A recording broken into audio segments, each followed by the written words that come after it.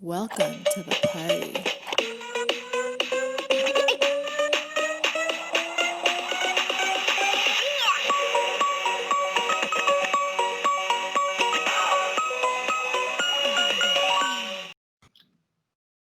Hey, everybody.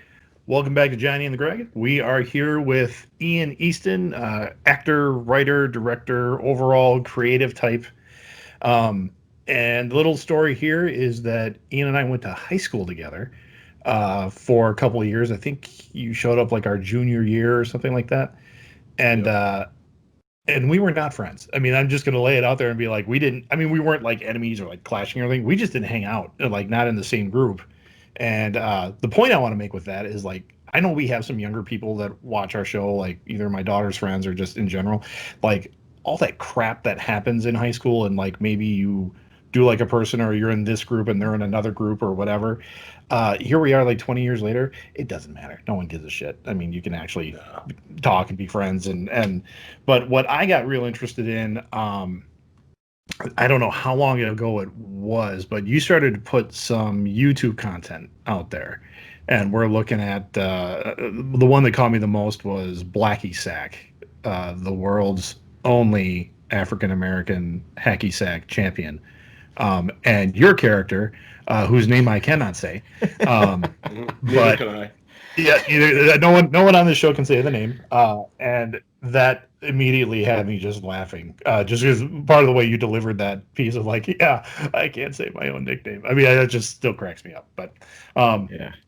and then yeah, I kind of been tracking what you've been doing. You got a couple national commercials. We saw you in a Super Bowl spot a couple years ago, and now you're in another one that's going to be playing on the NFL feeds pretty often for. Is it State Farm, right? Yeah, State Yeah. Farm. State Farm's been playing quite a bit. Is that So you, Ian? The background? So Yeah, that's the fires of LA happening, right? yeah. There's the gas station right here is on fire right now, so I'm used to it. I'm just kidding. Oh, No, I mean I live on a pretty busy corner, so it's sirens on and off all day. It's yeah. background noise to me now. Yeah. oh, So one thing that I would like to ask you is if by the time this podcast is over, if you could carve some wood figurines of Greg and I, that'd be great. that'd No be problem. awesome. Okay, cool. Whittle away while we're talking. Yeah, just whittle that. So we graduated mid '90s, and what happened to you then? Where'd you go So after the big burg of Broadhead? yeah, I mean, honestly, like my brain and imagination always felt, too big for a small town. And even before I moved to Broadhead, I was in Green Bay. Green Bay was too small for me. So, Mhm. I think it was a day after we graduated, I took off. So I left Oh, pretty really? quick. Yeah. And went and stayed with my sister in Milwaukee for the summer. And then, I was going to the Artist Studio to Chicago Okay. right after that. So, yeah, I moved to Chicago and kind of discovered comedy and improv at Second City. And so, that I did art school and that. And I realized that all of these creative pursuits kind of fit together in some ways. Very cool. That's So what I you remember. That's go what I ahead, Greg. remember in high school. You were an amazing artist, like a illustrator. I remember that sticking out for you right away. But then we also did. We had like a chorus, I guess you'd say. The choir, the school choir together, and then your voice came through. And I remember like among the burgeoning young men, you already had like this super bass voice, and all of us just went, "Son of a bitch, that guy can get low." I mean, It that was was the because one of those markets where like, I started smoking at like 11. So that's really all it was. There you go, guys. And For our but you young could viewers. do it on key, and that helped you out. So yeah. And I started drinking whiskey around that time too. That'll So do it. Hey, on an interesting around fact, 18 or 12. 11. 11. Okay. Sure. On an interesting note, Ian, have you ever tried mead? Mead, I actually did. Yeah, I had one of those random weird D&D friends that is like, I'm going to make some mead. So he literally brewed Holy some gee. up, from some medieval recipe that they found somewhere, and I drank that. Okay, I don't know about you. That sounds like that's the beginning of a great comedy sketch. Oh yeah, my whole life has been a comedy sketch, basically. Were you in high school? Were you into like? Were you doing D&D and things like that at the time, or?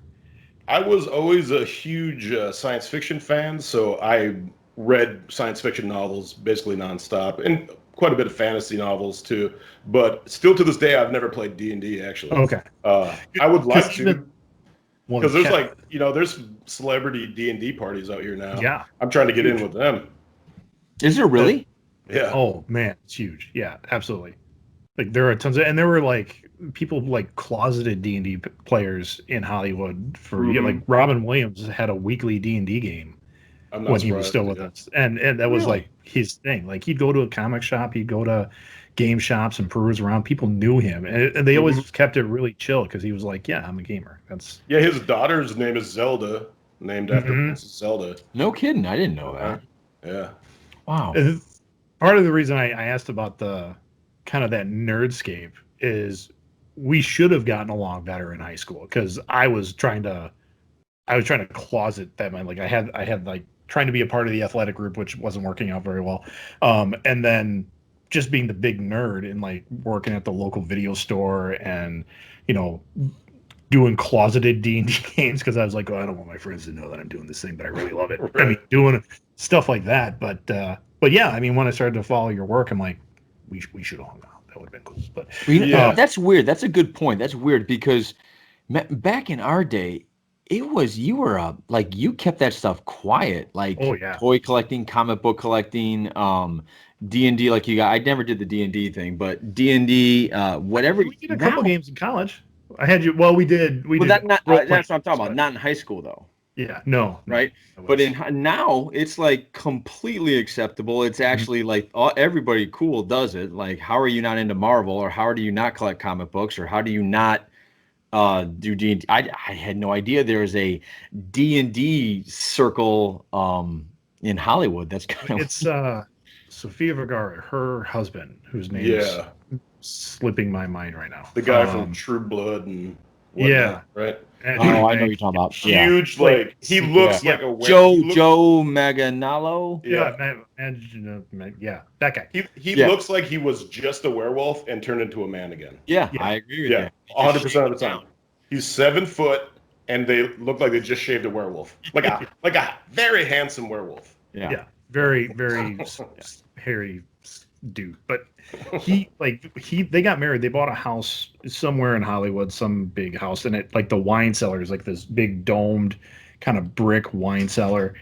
And his wife was like, "Oh, this is going to be an amazing wine cellar." And then like the day before they were going to have construction guys come in and like redo it, he goes, "Wait a minute." And he turned that into his D&D room. And he has this like customized dungeon where he's having all these people in to play D&D. I know one of his the Big Show, the WWE wrestler, is like a huge player in his game. This blows my mind. I didn't know. Yeah. This. Oh no, it's fun to read about these. Well, it fits into that acting persona of you're going to create a character. It's kind of like improv that you're just running it, and then you've got that guy who's the storyteller or the dungeon master who's setting up the scenario and saying go.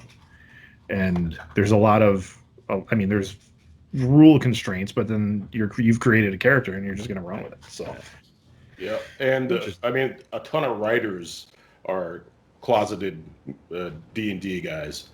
So now that it's become kind of mainstream, much more mainstream than it was, a lot of these writer guys have come out because they were all dungeon masters, so they've been writing these kind of stories their whole lives as well. So I like it. It's cool. The more people live in fantasy land, the better for me. Yeah. Have you? Okay, so you came from Chicago, or I'm sorry, you spent time in Chicago, and then how did you get out to LA? So I was in Chicago about 10 years, and basically you can only go so far as acting and comedy. If you want to make money, you have to go to one of the coasts. So you have to go to LA or New York. Right. And LA has palm trees and swimming pools, and the best looking people on earth move here. So, and so I decided I was going to pretend I was good looking and live in LA. All right. So when you first get out there, is it like, I picture everybody coming off the bus, getting a waitress or getting a job at a restaurant, and just every day trying to get your foot in the door. What kind of challenges did you have right when you came there? I mean, money for sure, but I kind of knew that was going to happen. Yeah. Back in Chicago, all the other improvisers and comedians definitely said, hey, you know, they told everybody that was planning on going to LA, don't go, you'll fail. You know, really? A lot of people I was talking to were people that moved out here and failed and had to move back. What do you think that? Why do you think that is, Ian? Why do you think most people fail? Well, I mean, it's the reason that some people are good looking, but the majority is ugly. You know what I mean? It's there's a reason that we have words for those things. Like some people, I'm not going to say some people are superior, but some people have talents through their environment and through genetics that allow them to do these things that some people don't have. But I think in general, most people could learn, and a lot of people just aren't as stubborn. You know, I tell a lot of people that just move out here that if you want to succeed, you have to be incredibly stubborn and give yourself no other options. Well, and when you bring up the genetically gifted, obviously it's real easy to pick those people out of a hat and say, or like give examples of those people. But I mean, there are some people that you go, well, they're not attractive, but they made it. And the first person popping in my head was Philip Seymour Hoffman. He was not an attractive dude, but he Steve made Buscemi. it. I mean, yeah, Steve Buscemi. But they've got that drive that kept them there, and then they found just a niche to fit into until they could kind of break out and make their own choices and kind of demand certain type of work. And I'm just speculating. I guess I have absolutely no experience with that, but yeah, I mean, I think that's a very good example because Philip Seymour Hoffman, you know, he started out playing the schlubby sidekick guy a little bit, even like Boogie Nights. Yep. And then people are like, oh my God, this guy is a phenom. Like there's something about him. He can tap into these emotions and click into these characters so easily and so well that he was able to, you know, play a myriad of different characters that he wouldn't have otherwise. That he wasn't just the schlubby sidekick guy. Right.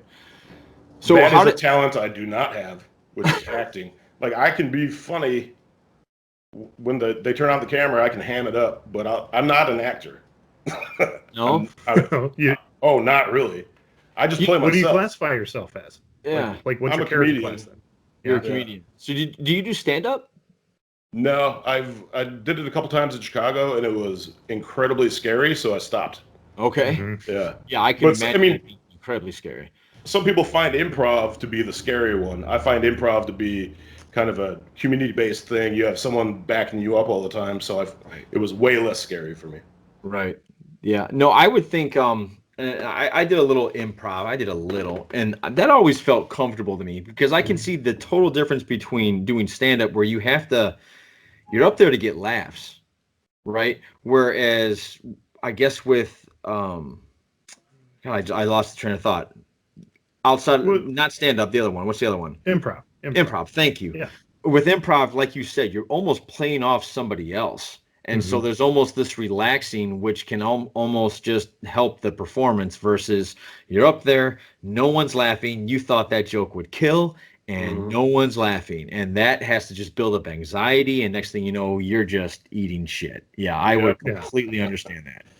Yeah. I've seen interviews with various comics and they're like, it's not how much the success. I mean, you can watch other comics and watch them get those huge laughs, either in like a stadium show or a big concert setting, or even the small clubs, and you can see where they get that high. Yeah. But the real judge is if you watch a comic just absolutely bomb, and like the room is totally cold and it's not going anywhere. How do they react to that? And that's what honestly would scare, I think, most people off is if you watch a comic bomb and be like, oh God, I can't do that. Yeah. Yeah. So how did you find your partner in crime with Dr. Chorizo? With Moo? So Moo's my best friend from college. So right after we were in high school and graduated, and I moved to go to the Art Institute of Chicago and in Chicago. Maybe my second day of living there, this guy I befriended said, "Hey, you got to come meet my roommate. He might be the funniest dude I've ever met in my life." And I'm like, "All right, I'm in. Let's go." And it turned out to be Moo, and it turned out he was the funniest person on earth. Like I just basically write some words down, and then he crosses them out, writes better words, and then I film him. Right. And I just kind of tag along and like try to get some jokes in occasionally. I want to kind of go to that little I forgot what is it, Blackie sack, right? Yeah. Wacky sack, Okay. yeah. I think what you guys do, it's kind of like, I feel like it's like the comedic side of like The Office, where it's not like this punchline.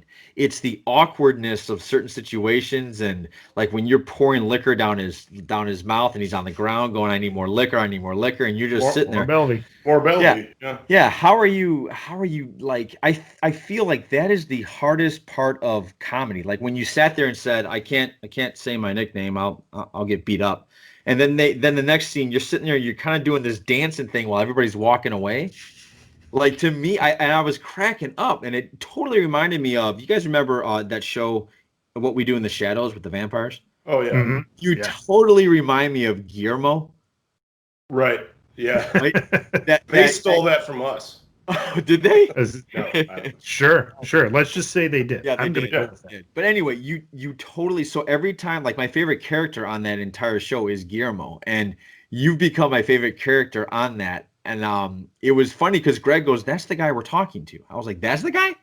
Like he's my favorite guy on this show. That's the guy we're talking to. So I was really excited to talk to you because I thought the way you are comedic without being, I guess slapstick would be is what I'm trying to say, versus just this deadpan, I'm just totally awkward at this. He just totally shaved my head. I had a job interview, and now I guess I'm not going to that today. The way that came out, it was hilarious. I loved it. I'm a fan of it.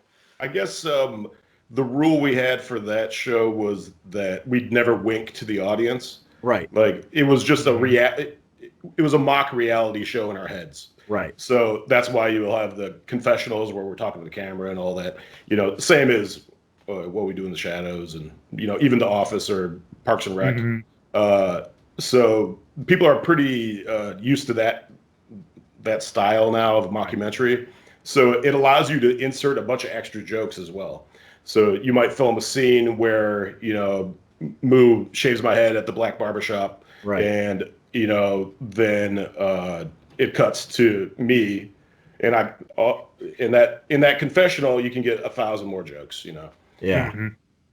Yeah. So how many takes does something like that happen before? Like the whole more bevy.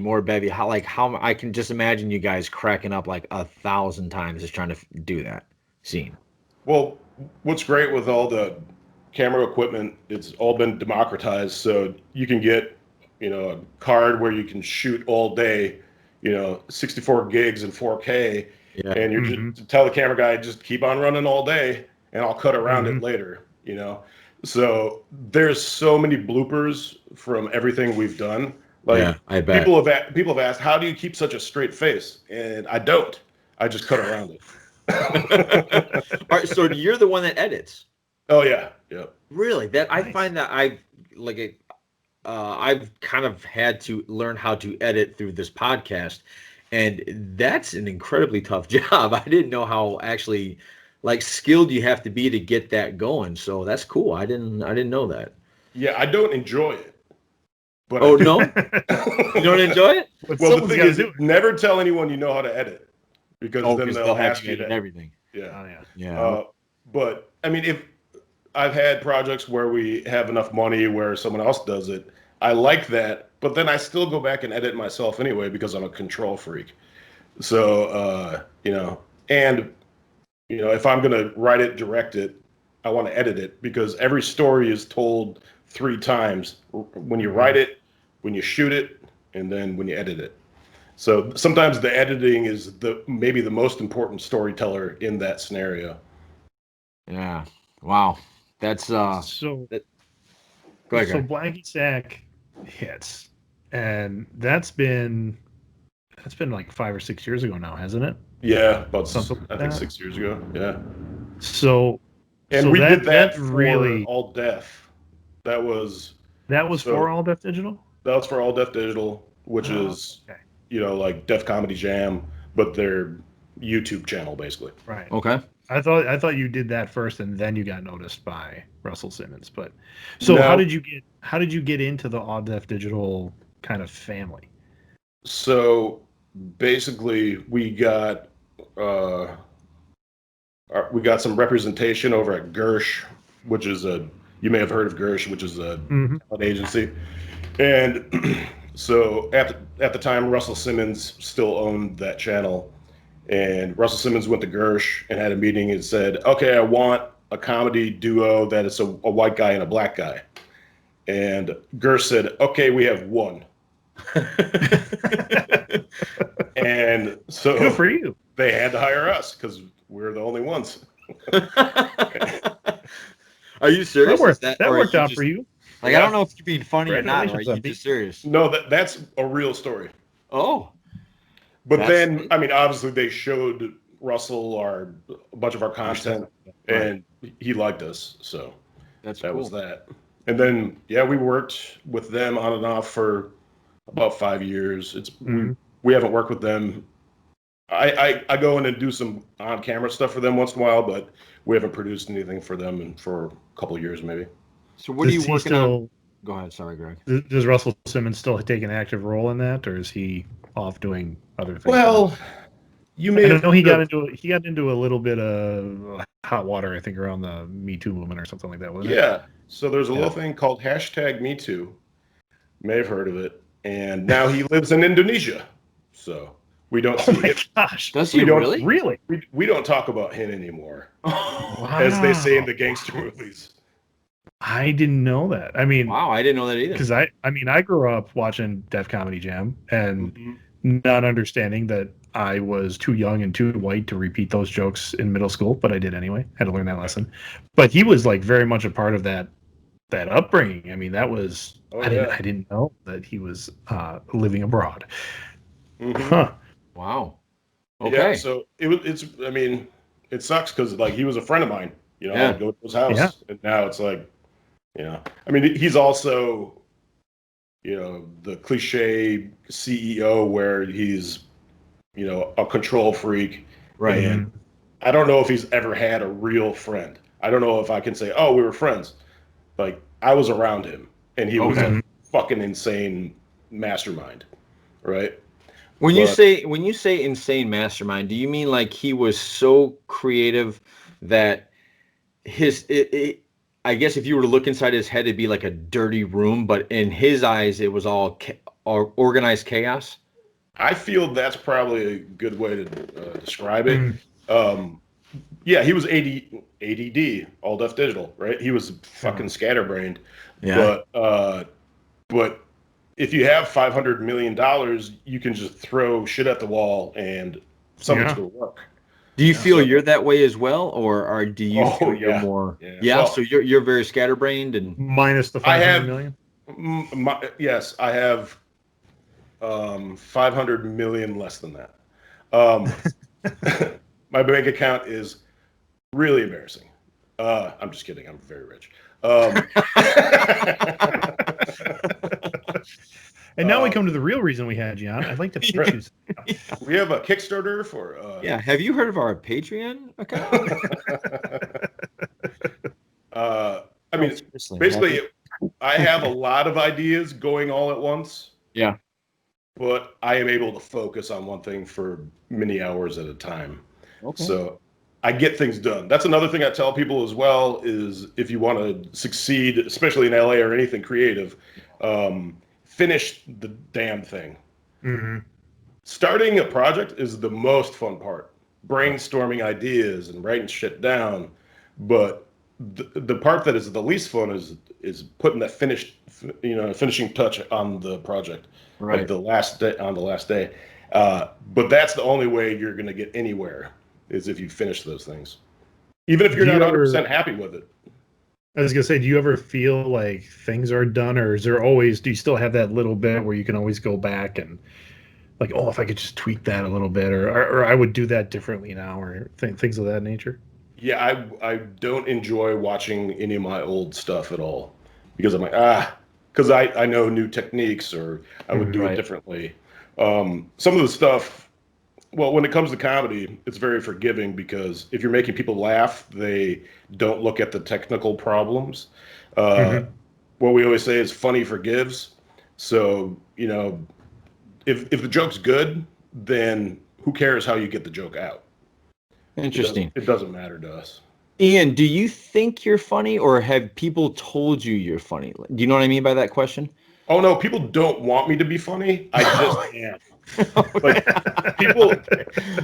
people look at my face, they're like, that guy is a Croatian gang member. And and then I'm so funny they have to deal with it. Like, especially with auditioning for commercials, they want me to be, the heavy and Uh-huh. stone-faced and a certain thing, right?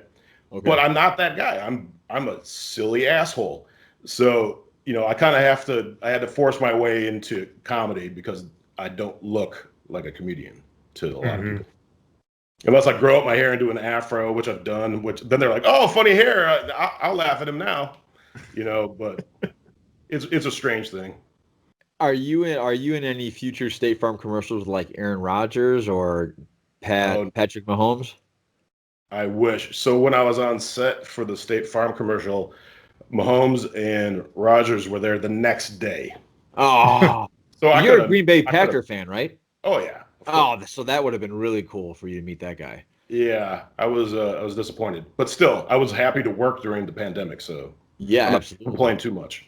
I guess that I kind of I wanted to ask you about the pandemic. Like, how did that affect you, or is that like your ability to not go out as much, or you're restrictive? Does that hinder your creative like juices, or do you find yourself actually more productive because you have nothing else you can do really? Um, it's kind of a combo. There's less opportunities for other people's projects, so there's less opportunities for me to audition, maybe. Okay. Even though Mhm. everybody's kind of auditioning at home and they'd see, it's over Skype or Zoom. Right. Sure. So that's basically how we're doing it now. But I've taught myself a bunch of stuff while being locked up. Like Uh, what? I'm doing a bunch of virtual production stuff. So basically, the way that they shot The Mandalorian with those big LED walls and Mhm. uh, they're using Unreal Engine to have kind of live backgrounds. So they're shooting all the special effects in camera now, basically. So I'm teaching myself all that stuff. Oh, that's I interesting. wanted to bring that up because again, like 2 years ago, you and I communicated over social media. You've designed some video games, some like independent games that are out on PlayStation, correct? Yeah, just it was they have a pseudo game engine that's on PlayStation called Dreams. And Mhm. so I taught myself that because it had a lot of the same sculpture techniques that you would use in ZBrush or even Unreal Engine. Uh, and it was a lot of fun. So in my free time, I would mess around with that. And my girlfriend at the time, she would always get angry because if I do something, I'd kind of get way too into it, and I'd Sure. get to a point where I'm successful at it no matter what, or I try to Okay. be, right? Okay. So I taught myself the Dreams game, and then they used my game in their footage for the trailer. Oh, nice. So it's like I just do it, and I'm like, okay, I got that done. Now I never touch the thing. uh, but yeah, and that also is similar to if you're doing virtual sets for virtual production. Mhm. It's very similar techniques, all of it. So video games and movies are really kind of starting to meld right now in a Right. really substantial way. Right. Two of my favorite things coming together. This is great. Yeah. This is something I always ask people that I find are creative, because it's something I've always was like, are you more of a creative person in the morning, or are you a creative person at night? Are you one of those people that burns the night out, like the night oil all night long? Or are you like, get up in the morning, 5 a.m., I just sit there at my desk or whatever I'm doing, and I just dig into that until like noon? Or what's your creative process like? I usually take my mornings very easy. So, especially without having a 9 to 5 job Right. ever in my life, I kind of just do what I want. So I definitely feel the most creative at night, and I'll stay up until 4 in the morning every night working. Mm-hmm. Okay. And I think that's a bit genetic. My grandma and I used to stay up until 4 in the morning as well. So I think I got it from My her. wife is actually the same way. Like she'll sleep in, most of the morning, but then she's up super late, and she's a graphic designer, so she does a lot of graphics work and stuff like that just at night. And there's no one bugging you. It's great. Yeah, that's the other piece, is that she's not getting emails or anything like that. I mean, she'll answer emails during the day and kind of take meetings and everything else, but the actual nitty gritty, like getting on, whatever program she's going to use and like making the images and doing the thing, all of that is mostly at night. Yep. She's doing it correctly. That's the correct way to do it. I'll let her know that. I guess I'm doing it wrong. I need my 8 hours. Well, you look like you work out and stuff. I don't do that. No, it's just the shirt. I just wear these small shirts. Oh, I'm going to try that. Yeah, and Let's get I'm a holding my shirt. breath a lot. Nobody can tell. When I'm not talking, I'm holding my breath. That doesn't work with me. I'm wearing a full man spank underneath my shirt right now. It's still Can gross. they make those? I can't get them. So, can they get ones that just make? I thought that's called Under Armour. Isn't that the Under Armour stuff? I don't know. That was my attempt Under at a Armour for joke, people that sorry. work out. Spanks are cheaper. So what are some projects that you're working on now? What are you dabbing in? I'm doing some special effects shots for a new commercial. And earlier this summer, me and my writing partner, Moo, we did some segments for a show called Tournament of Laughs that was on TBS. I was going to say, is that the TBS show? Yeah. And don't watch it. Is it out yet? I don't know. See, Yeah. I cut cable like over a year ago. So like when I saw that was coming out, it's like, it's on TBS. I'm like, well, I guess that goes that. I can't even take a look at it. I've only watched it online, like on YouTube TV or whatever. But the amount of talent that's on the show is amazing. They have every comedian ever born, every stand-up comedian, and they're all making their own kind of sketches and sending them in, and it's kind of like a bracket system. So it feels like a Sports Center show with Jason Sudeikis as the news or the sportscaster. Yeah. Like, we got Gilbert Gottfried against Jeff Ross or whatever, and they make it has the same overblown music that you would hear on like a Sports Center show as well. Okay. But just people really phoned it in. Besides me and Moo, our stuff is amazing. Right. Well, that's, I mean, when you're naming off big name comedians and things like that, I mean, were you recruited for this? I mean, did they see your stuff? Did you like send in an audition tape and be like, they're like, yeah, come on in. And like, did they put you against, like, we got Dr.Chorizo against John Mulaney, the guy who's sold out Radio City Music Hall. You're like, what? So it basically, all of these stand-up comedians were in the bracket system, kind of fake competing against each other. Our segments were not part of the competition. We would have filler segments. So it would be, for instance, we did one called that was called Black Magic, and it's the world's only black magician. You can see a theme here with some of our stuff. But Moo plays the world's only black magician named Jamal Copperfield. And, Sorry, go ahead. I'm his manager, and he's made me immortal, and we've known each other since the turn of the 19th century. It's just silliness. So we have kind of filler sketches like that. Yeah. So you weren't like in the running to win the contest or anything like that? Okay. No, we were producers. Okay. I got my second producer credit on that show, so Nice. I was happy for it. I was happy to have the work again. Is that something that will happen again? Are they going to do like another season of that or another run at it, or is that I'm like not do you get sure. recurring work out of that? Or No, I mean, if they do another season, they'll have us do some more stuff, I'm sure. But it was kind of where the pandemic, some opportunities happened because of the pandemic, because this was a show that was kind of decentralized. Yeah. And it was the first time they were trying to do some of these decentralized shows. So Moo and I had the capability to produce our own content and then send it in. So I think that's partially why we got the opportunity. now I've seen Moo in a couple different spots as well. One where he plays a dad, like, and they hand him a baby in a shower, I think is one of them. I don't know what product it's for, but I just remember going, hey, I know a guy who knows that guy. Yeah.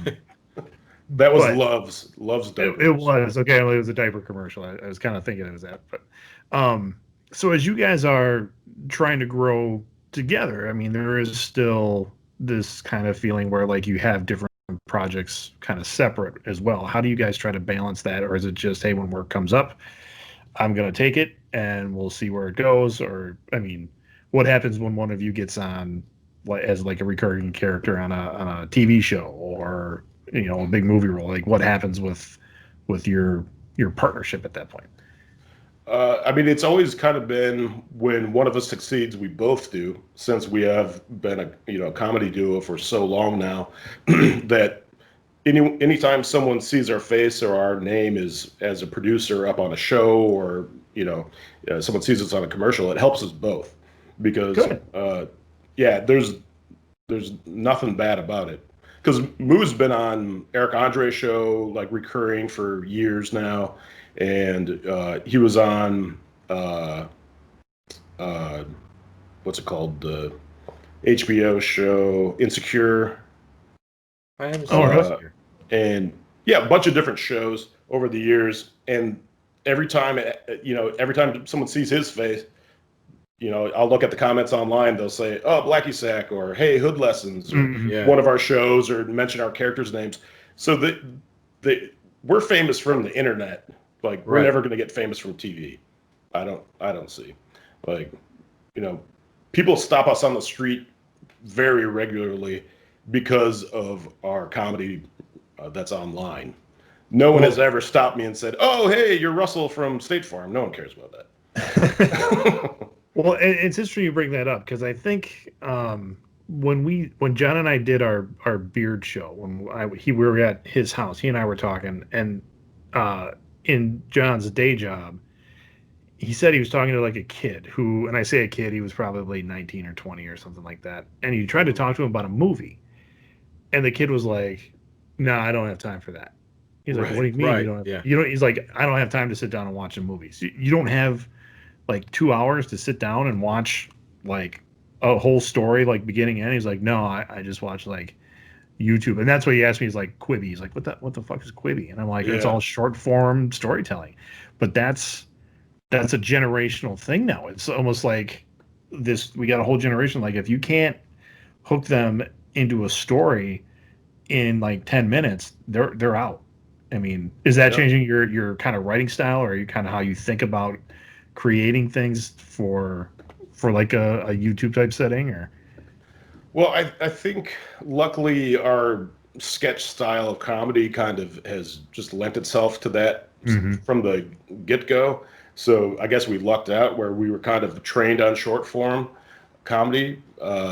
And I mean, I would love to do a half an hour episodic show where I could let it breathe and, I didn't have to do, 10 jokes every 30 seconds. Yeah. So I could be lazier is what I'm saying. Right, of course. But I do enjoy the short form, and I like packing things full of jokes, So I don't consciously change the way I write because of it. I think I've just kind of developed that because of what we do. Have you pitched any like half-hour shows or larger projects or anything? We've pitched so much stuff, and everybody's like, "Fuck off." I Like, hear no, that's the we're- norm, though, we're isn't it? Like, Oh yeah, yeah, you get like told "fuck off" a lot versus, "Oh, All that's the time. great." yeah. Yeah. No, they tell you it's great, but then you never hear from them again. Oh, That's the LA worst. way. That's the worst kind. I know. Is that how what it's like dating out there too? I found dating in LA much easier than any other part of the country. Much better way easier than high school, by the way, Shirley. I didn't do much of that either. Oh, I did none of it. Like, I always had a girlfriend in Milwaukee that I would tell people about. It was just his sister who was living over there. Oh yeah, she lives in Canada. Yeah, exactly. But yeah, no, LA. You can run into gold diggers and people who are a bit more vapid or fake. Of course, like those stereotypes exist for a reason. But there's also a ton of people from the Midwest that have moved out here. Yeah. And luckily, I moved out here with all of my friends from Chicago. We all moved, like, did a caravan all the way out here. So it's been easier because I've had a social network kind of established from day one. And yeah, I don't know. Women are easier to talk to out here. In Chicago, they're a bit meaner, which is sometimes good. Well, Ian, that's because they know winter's coming and they're just getting pissed off about it. Yeah. Are you currently single? I am currently single, yeah. And I chose the worst time to do it. Because it's like, when am I going to meet women? Are they going to come? Are they going to break into my house? No, Maybe. they won't. You know, not the kind you're looking for anyway, but right. They're the ones that set the gas station on fire. I mean, I know Tinder exists, but I'm not funny via texts. That's not my form. No, that would be hard. Yeah, I think Greg and I have talked about it. I don't know what I would do out in the dating world now. I would have no idea what to do. I was bad at it. So you're fucked, Ian. Like, it's terrible. over. Oh yeah, and I'm old now too, so I'm double fucked. Right? Yeah, you got nothing. It's going. over. Yeah, I know. Old. You can just. I think your best line's probably going to be like, "Hey, have you seen any good commercials? Seen anything familiar?" Or just go to bars and during football games and be like, "Oh, look at that guy on TV." Hey, what is that like, Ian? What's that like, actually, to look at a commercial and see is it like, oh my God, or is it like, oh, that's kind of cool? Like, what's that like to see yourself? Well, the State Farm commercial that's out right now, the first time I saw it, I turned it off and started bench pressing. I was like, how many fucking chins do I have? Why did they shoot it from that angle? Right?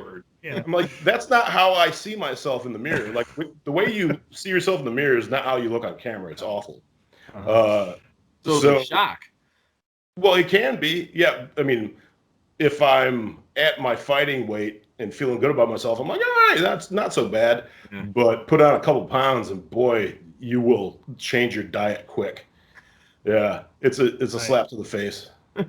I've done 3 films for a small outfit here in Wisconsin, and like you said, for casting, it was the same thing. I got my first part by somebody going, "Hey, we need a really tall, big guy. Does anybody know anybody?"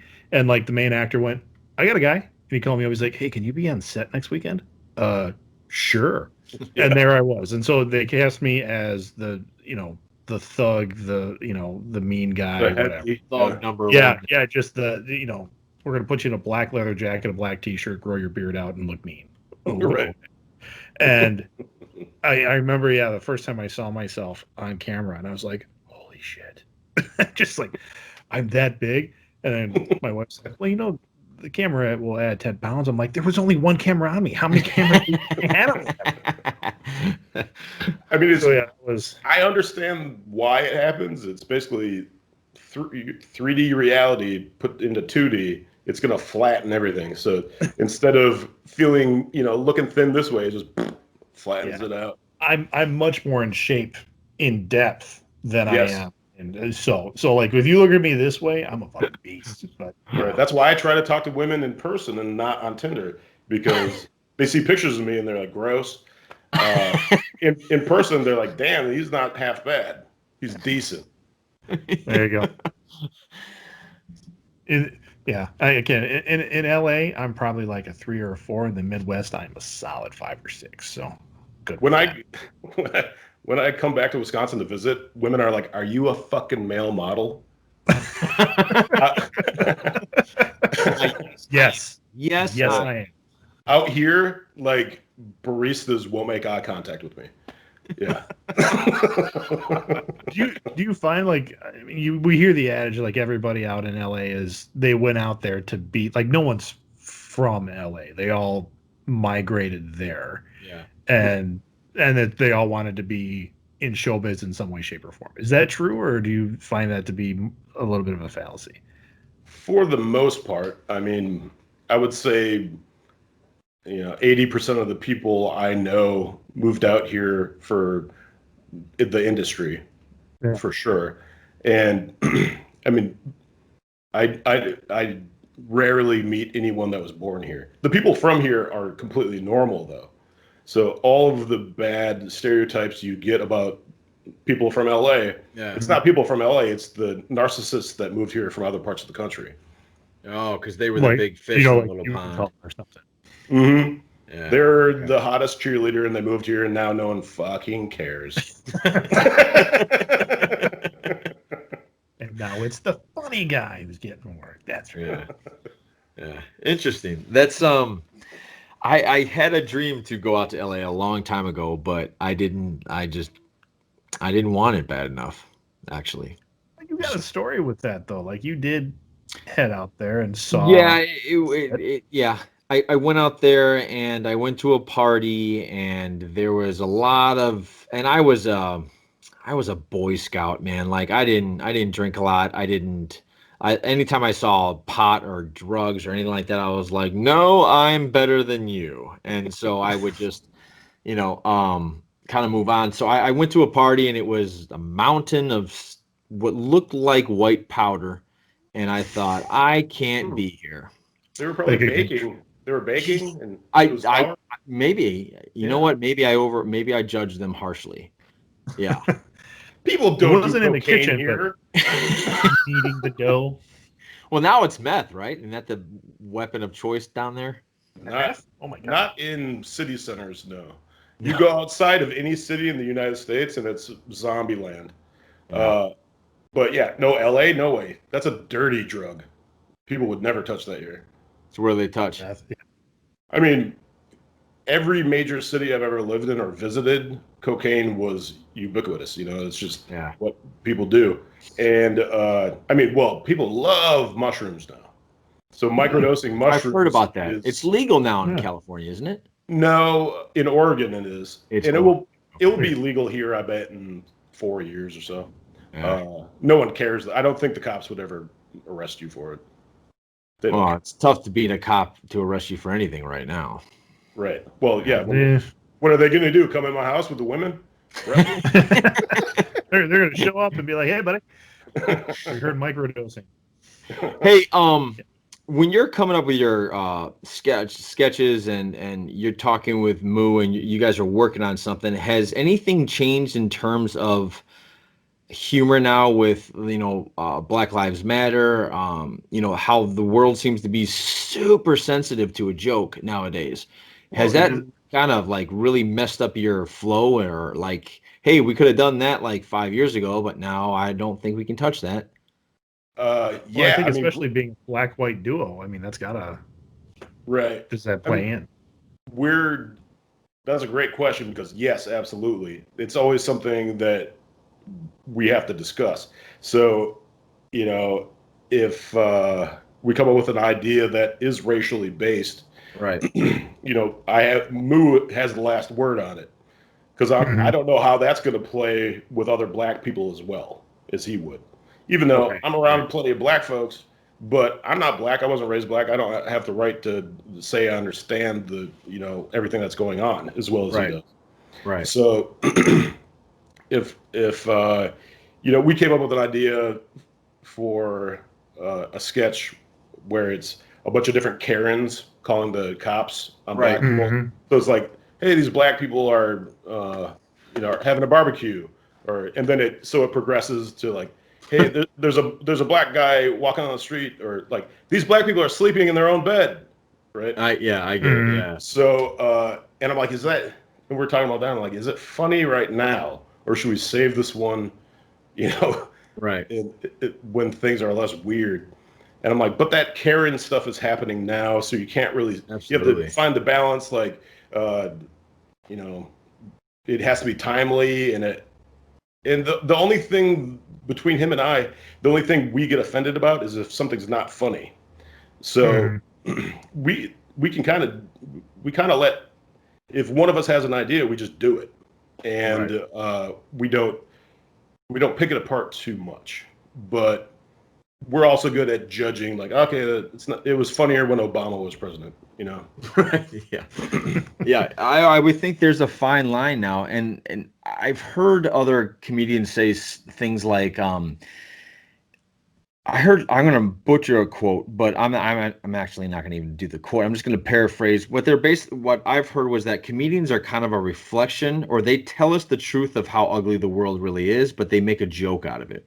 Mm-hmm. And now people are, getting super offended over anything. I mean, I've heard 911 calls where a Karen is calling because they won't make her a double hamburger at the drive-thru or something stupid like that.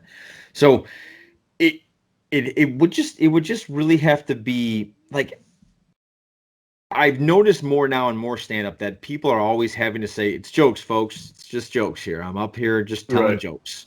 A comedian should never have to let people know he's doing jokes. Right. Yeah, exactly. You should know that before you pay your money to get into the building. Exactly. You should almost do your homework, like know what type of comedian you're actually like listening to. Or just like Wikipedia, the definition of a comedian.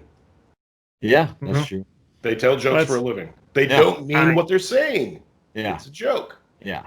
Well, I love like David Chappelle. And I wasn't a big Chappelle Show guy when it was on the air.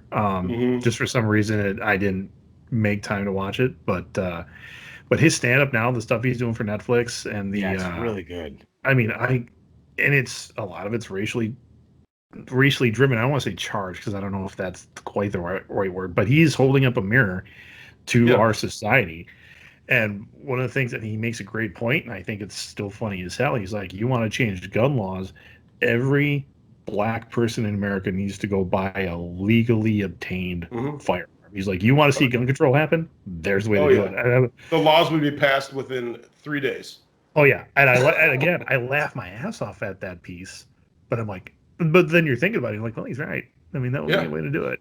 And the thing is with especially Dave Chappelle is if you give people a new angle or you give them your opinion and you're making them laugh, they're more likely to agree with you in the long run.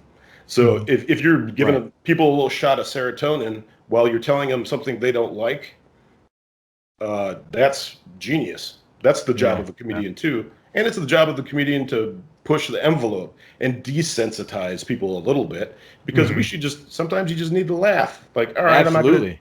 I think white jokes are funny. Salt's too spicy for me. Yeah, I don't season my food. Fine. You can make fun of me. There was 500 years of, slavery and Jim Crow laws and oppression. I can take a non-seasoning joke. Yeah. For 30 seconds.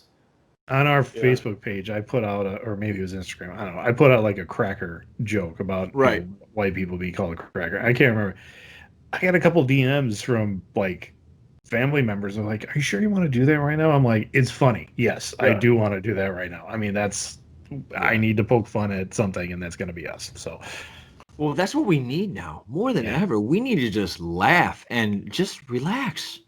Yep. I think what we're saying is you're going to save the country, Ian. Right, Ian. This is up to you, okay? A lot of pressure, but I'm here for it. Yeah. Okay. So if you and Moo can just, go, run for president, go for it. Yeah. Your thing could be fuck it. Fuck it. I know I'll have to be vice president though. Right. Yeah. Well, I think you got a enough. better shot at that than. Right. And there's been a one too many white presidents already. But yeah, I mean, that's the thing about, cracker, honky. Those things don't hurt my feelings. No, they Yeah, don't. I'm a white man in America. I've been at the top of the pyramid my whole life. I don't know what it's like not to be, right? Right. Yeah. Right. So call me a honky and a cracker. The only one that hurts is white devil. I'm like, hey, whoa, Yeah. settle Yeah, down. okay. That devil. I'm not What? that bad. I'm kind of Like- cuddly. Come on. Or like call me blue-eyed devil. Like I don't have blue eyes, man. Knock it off. Don't be inaccurate. We had when everything started to really blow up, and we had my brother who's in law enforcement. We had him on the show, and we were talking about the situations and everything else. And one of our friends, Danny, she's a friend of the show, and she's actually a talent agent out in LA. She DM'd us, and she was like, "Hey, are you guys going to have a conversation with a person of color as well?" And we went, Oh yeah, shit. yeah. Well, would you Yeah. like to be our person of color? Because we honestly don't know. Right. But she came on the show, and it was like, yeah, we realized. I'm like, well, you know what? We were a bunch of middle-aged Midwestern white men talking about racial issues. Yeah. We have no we have legs no- to stand. I definitely, a lot of people would be like, I'm the Midwestern white male of a certain age. I have nothing. I shouldn't be talking about this. I think you should. I think everybody should talk about it.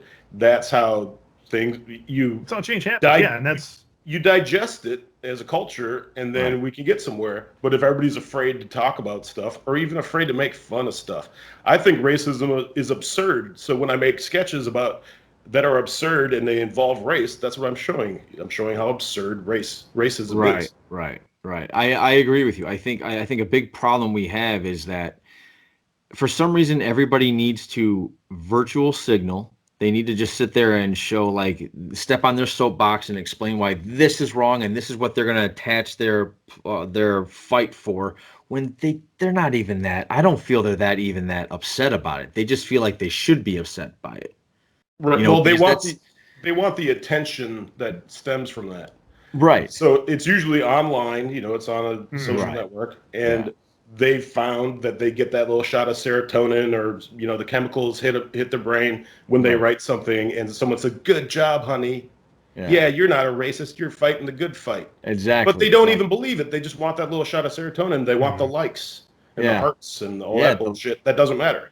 I agree with you with that. I think we have a big problem with people getting likes. Like, that's what matters now. You have all these, I think people are actually, high school kids are actually getting depressed because of likes. Mm-hmm. Like, they get depressed by it. I got depressed in high school because I got punched in the face. Exactly. That's Wasn't a me. thumb down in the real world.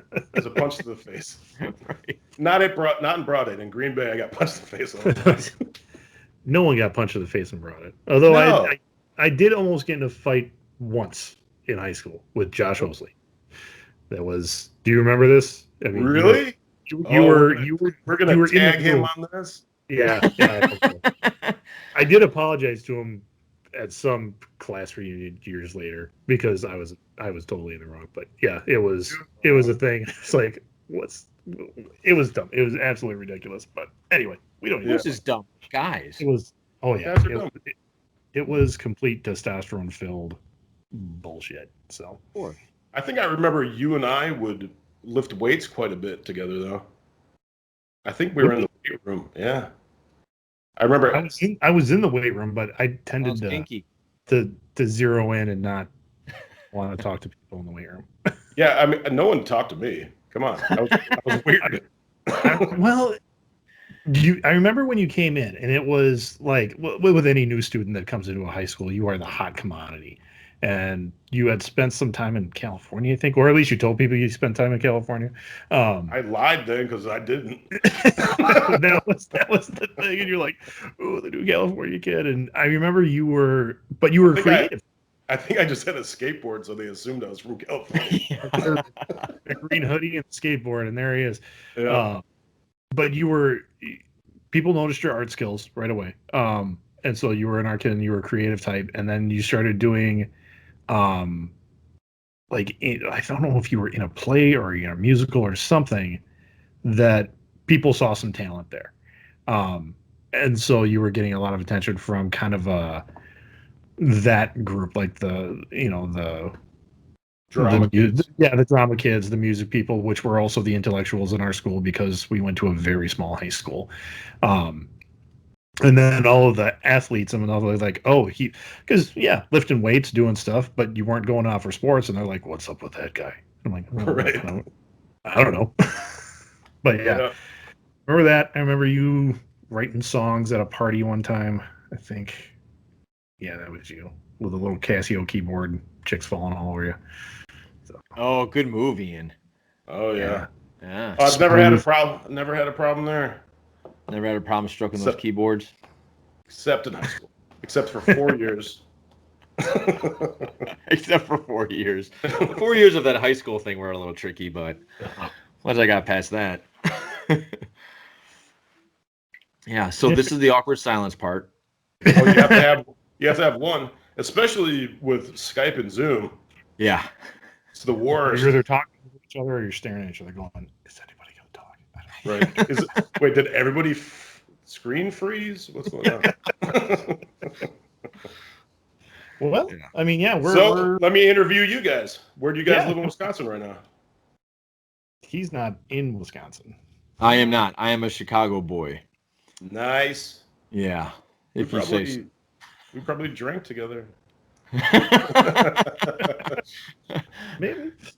No, actually, you know what? You look very, very familiar to me, and I'm not sure if I caught your act at Second City or if we probably have mutual friends. Or it's just actually I've just, subconsciously have remember you from like commercials. You know what I mean? Right. Was that that wasn't the only commercial you were in, was the State Farm one, right? I mean, there were other. I've done dozens over the years since I've been out here. Humble brag. Humble brag. Oh, yeah. Dozens of commercials over 15 years.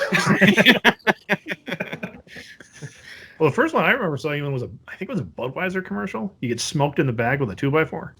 That was Pepsi. That was a Super Bowl. Pepsi. Okay. That was a Super Bowl spot. And I remember sitting there going, what? Wait a minute. And when it ran, I'm looking at me, I'm like, did you see that guy? Because it was so quick. Like, what? I'm like, I think I went to high school with that guy. You know that guy? No, I said I went to high school with him. I don't know him. That was the line. Oh, he's your friend? No, I don't like him. Yeah. Ian, what was really cool was I was at his house yesterday because he made a beautiful brisket. It's on his Instagram. It was awesome. Anyway, I was over at his house yesterday, and we're sitting on the couch watching the football game, and we're talking about prepping for this. Yeah, talking about prepping for this podcast. Yeah. My wife comes up and goes, "So who are you guys talking to?" And Greg goes, "Oddly enough, he's on TV right now." I'm and like, she goes, that guy right there. That guy. And she goes, "The guy in the red shirt?" I'm like, "No, the guy that's like Ron Swanson, the guy that's like, cutting the wood there." She goes, "Seriously, who are you guys talking to tomorrow?" I'm like, "No, seriously, it's that guy."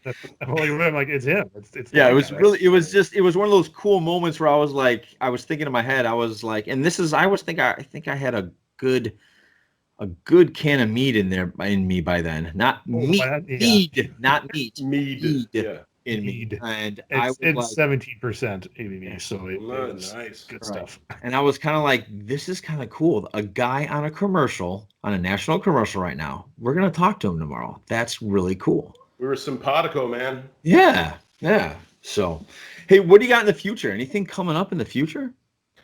Any projects that we should keep our eyes open about? Stuff you can talk about yet? I mean, there's some decently big stuff kind of coming down the pipeline. We're in talks to do a sketch show, but so knock on all the wood on earth here. But this is the physical comedy part of the show. Correct. And end of show.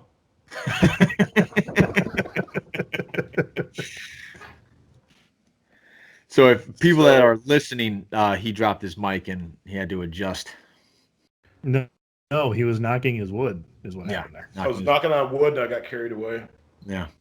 But yeah, possible sketch show. Cool. And we were talking to a production company called Fuzzy Door, which is Seth MacFarlane's Yes, production yeah, company. I know Fuzzy Door. Yeah. But that doesn't seem like it's working right now. It might. We'll see. All right. Very cool. So when Greg and I come out there to do like big time interviews, we can crash at your place, right, Ian? Is that cool? Yeah. Yeah. Cool. Just wanna I see the Greg, couch. guys. Yeah. I see the That's couch.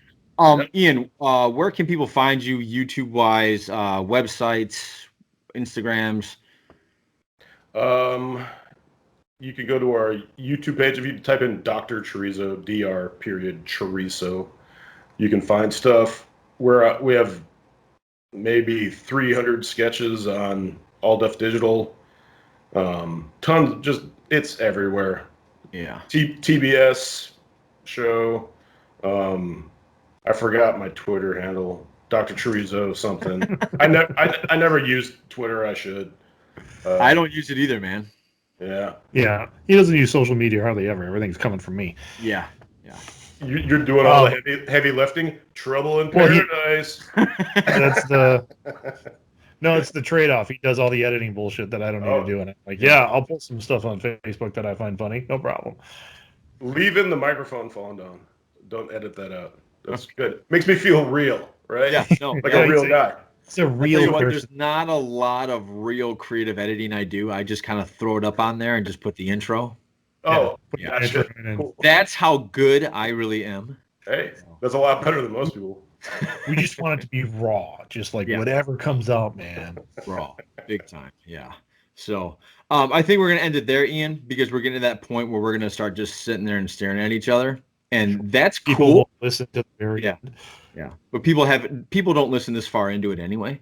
So I just wanted to thank you very much. It was really cool talking to you. I had a lot of fun. I hope there's nothing but sunshine in your future, sir. Once the fires go away, the sunshine will come back. Yes. Yeah, take care of yourself. Go ahead. As you have more projects come out and things you want to push out there, promote, certainly get in touch with us. We'll maybe have you and move on at the same time. We can do like a four-way conversation. It'd be like a double date. Yeah. Yeah. Absolutely. Awesome. Very cool. Thanks for your time, man. Hey, one thing, we end every show with a fact of the day. You want to hang out and hear what that is? Yeah, please. Awesome. All right. This is completely random. Yeah, I found a nice little website that gives us random facts of the day. And here we go. I don't know what this is, but I'm going to try my best here. Jainism is a religion so dedicated to nonviolence that some Jains cover their mouths and sweep the path they walk to avoid killing smaller creatures. An extremist Jain literally won't hurt a fly. Who cares? Wow. I was actually like... I was raised Jain. I don't know if you know that. So please don't make fun of John. it. Well, you're not going to do anything about it. That's why he got punched in the face in Green Bay, because they knew he wasn't going to fight back. Like, I can't punch you back. Yeah. All right, guys. Thank you for listening. Those of you that hung on. Again, I'm talking to you, Marshall. And we have one guy that is dedicated, and he just listens to all of it. So good for you, Marshall. He travels a lot. So. I love you, Marshall. All right. Shout out to Marshall again. You guys have a great day. Thank you for listening. Ian, again, thanks a lot. Johnny and the Greg podcast